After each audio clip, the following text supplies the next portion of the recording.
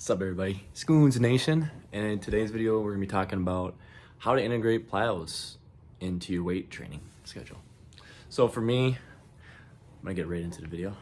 For me, I try to work out every single day, and why I do that is because I don't want to give myself a reason to not lift. So if I go every single day, no matter if I go there and just kind of go through the motions and check it off as a workout, it's building a habit and it's building consistency, because that's been what I've found the biggest problem with my weight training in the past is I have lacked consistency. I go 2-3 weeks super hard, super aggressive, and then I would give myself an excuse to miss a day. And now, unless I am on just about death's door sick or something major happened in my life, I don't give myself an excuse. There's no excuses not to go to the gym. Now, my workout split that I do a push-pull leg, kind of basic. I kind of created my own program, and maybe one of these days I'll kind of go over my weight training program, why I do what I do. Pretty much what I do is I do a light day, heavy day, yada yada.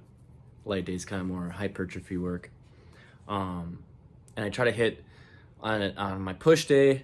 Like I try to focus on my chest and shoulders, because those are kind of not my genetic weaknesses, but something I'd like to focus on. For my pull day, I don't really have to worry about it because my back and biceps are pretty developed. And then leg day, for some reason, I know it sounds weird, and I don't know, I obviously don't know what women think, but or anybody thinks, but because I'm trying to think of how you guys would think, like to be perceived, but I think the ladies like a big booty, so I kind of focus on hamstrings and posterior chain work, calves, because those are kind of my calves are definitely my weak point. Let me show you guys. Let me show you guys my calves, bro. This is kind of trash, bro. These are my calves, man. This is me flexing.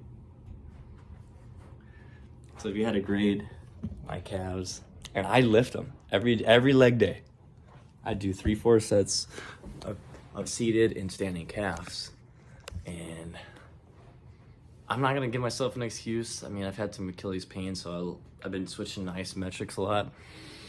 So I haven't really been smashing my calves as much lately.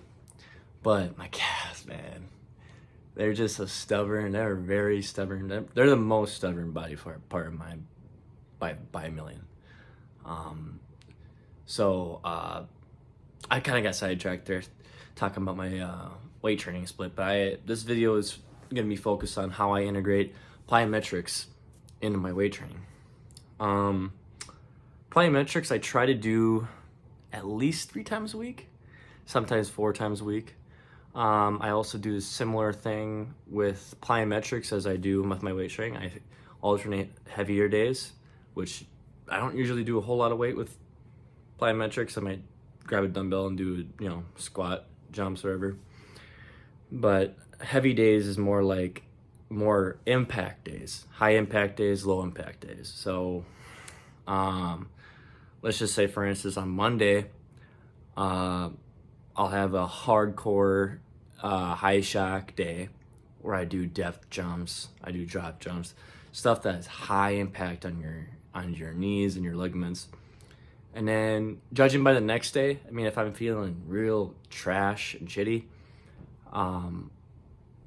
I'll go lighter. I'll take a day off, not like, full go. I'll just do like pogo jumps or just some low impact stuff, some little figure eights with, just trying to go fast, trying to hit the ground and explode as fast as I can.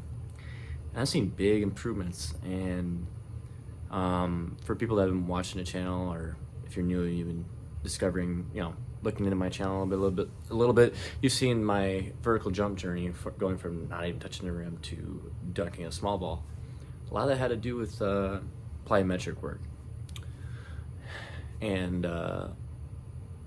I'll get into another video about how I gained that 8 inches of vertical jump in another day. So yeah, I go and I try, like I said, try to do 3 to 4 times a week. So if I do a high, low, I'll take a day off. High, low, take a day off. Or high, take a day off. Low, high, yada yada. But yeah, to wrap up the video, the biggest thing to keep in mind when you're integrating your plyometrics into your weight training schedule is to do plyometric first. The reason being is when you do plyometrics, you want to go in fresh. You want to make sure that your plyometrics are being done as explosive as possible, as much effort as possible, and that's how you get the biggest gains. And I found that if I do it after a hard lifting session, I'm gonna be wiped out. There's no way I'm gonna be able to give it my best shot. So yeah, just to summarize the video is make sure that you're doing high, low, and sometimes medium impact days, just depending on how you're feeling, what's your fatigue level. And always start light. I always start light. I go from, like, week 1, I might do 1 session of 1 or 2 exercises of plyometrics, and I work my way up week by week by week. Make sure you're split up your high, medium, low days, and then make sure you're doing the plyometrics first. And that's how you can maximize your results. So, that being said, JB Scoons, please subscribe, like, comment, and see you guys later. See you, suckers.